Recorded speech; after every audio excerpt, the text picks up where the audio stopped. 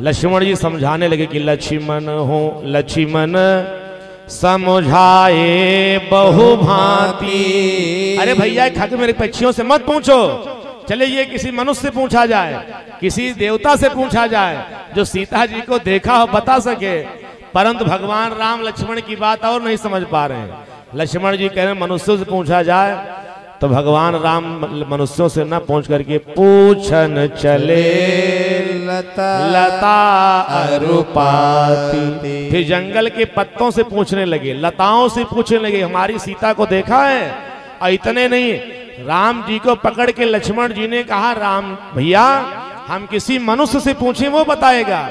भगवान राम चले आगे मनुष्य से पूछने के लिए, तो देखते क्या है कि जंगल में जो हिरण थे, कबूतर थे, खरगोश थे, मोर थे, कोयल थी, इनसे सीता जी का पता राम जी पूछ रहे हैं। गोस्वामी जी ने बढ़िया वर्णन कर रहे हैं कि खंजन सुक कपोत मृग मीना। कपोत माने कबूतर, मृग माने हिरण, मीन माने मछली। अब आप बताओ सीता जी खो गई हैं तो मछली बताएगी पता, बोले भक्तवत्सल भगवान की। लेकिन ऐसी लीला करके भगवान रो रहे हैं ना, किसी को पता न चले कि भगवान ने ये ललित नरलीला जो किया है वो भगवान की माया की लीला हो रही है। सारे संसार के निवासियों को सजनों आज कि खंजन सुख कपोत मृग मीना मधुप निकर कोकिला प्रवीण। मधुप माने भौरा, कोकिला माने कोयल। इन पक्षियों से, पशुओं से, जीवों जानवरों से, पत्तों से, पुष्पों से राम जी सीता जी का पता ढूंढते ढूंढते जा रहे हैं कि यही विधि खोजत बिलपत स्वामी। यही विधि खोजत बिलपत स्वामी। मनहु महावीर यति कामी। मनहु महावीर यति कामी। मनहु महावीर यति कामी। बोलिए भक्तवत्सल भगवान की। भगवान खोजते हुए जा रहे थे, रास्ते में राम राम राम राम की आवाज आ रही थी। जटायु के पंख और गले को राम जी ने आज कटे हुए पंख देखा, तो भगवान ने पहुंच करके जटायु को अपनी गोद में उठा लिया। और जटायु को गोद में उठा करके भगवान ने पूछा तुम्हारी ये गति किसने की? जटायु ने कहा नाथ दशानन यह गति कीन्ही। ते ही खल जनक सुता हरि लीनी। रावण ने दशानन ने गति हमारी की है, और वही जनक सुता को हर करके दक्षिण दिशा में लेकर के गया।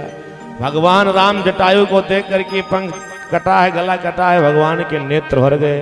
भगवान ने कहा जटायु ठीक है, रावण से बदला बाद में लिया जाएगा, पहले बताओ तुम्हारे प्राण की रक्षा की जाए, तुम्हें जीवित कर दिया जाए। राम कहा तनु राख्यहूं प्राणा,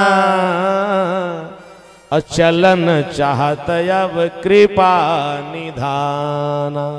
जटायु ने कहा मुझे जीने की कोई इच्छा नहीं है, अब आपकी गोद मिल गई, आपका दर्शन करके मैं अपने प्राणों को छोड़ दूंगा, सारे संसार में हमारे नाम का जय जयकार होता रहेगा, अब मुझे जीने की कोई इच्छा नहीं है प्रभु। परंतु रावण ने कार्य किया है, भगवान का नाम मुख से निकल आवे, भगवान का दर्शन अगर अंत समय में हो जाता है ना, तो जीवन धन्य हो जाता है, कृतार्थ हो जाता है। जटायु को भगवान गोद में उठा करके रोने लगे, अब भगवान के नेत्र में जल आ गया, तो भगवान ने जटायु गोद में लिया था। जटायु का पंख गला सब कटा था। भगवान ने सोचा ये हमारे नेत्र की एक भी बूंद जल अगर जटायु के कटे हुए पंख पर, गले पर पड़ेगा, जटायु को बड़ी पीड़ा होगी। इसलिए भगवान ने वो नेत्रों को अपने जल में धारण कर लिया कि जल भरी नयन कहीं रघुराई, अतात कर्म निज ते गति पाए। तात कर्म निज ते गति पाए।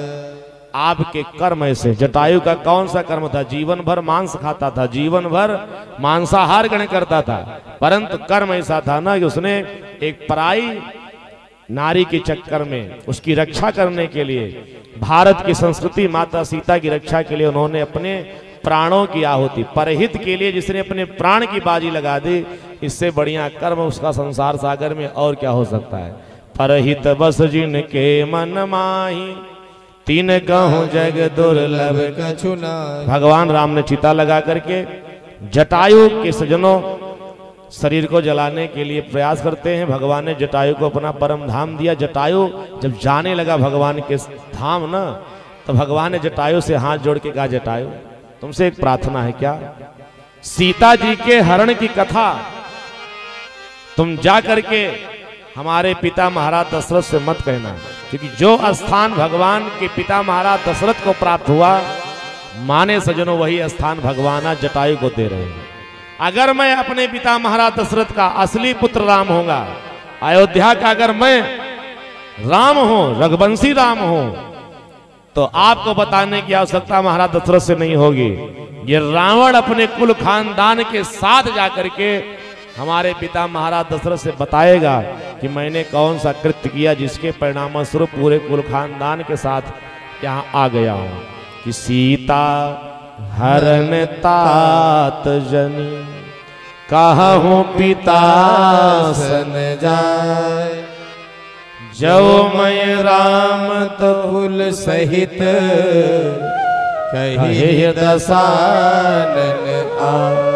दशानन स्वयं अपने कुल खानदान के साथ जाकर के ये सूचना हमारे पिता को देगा।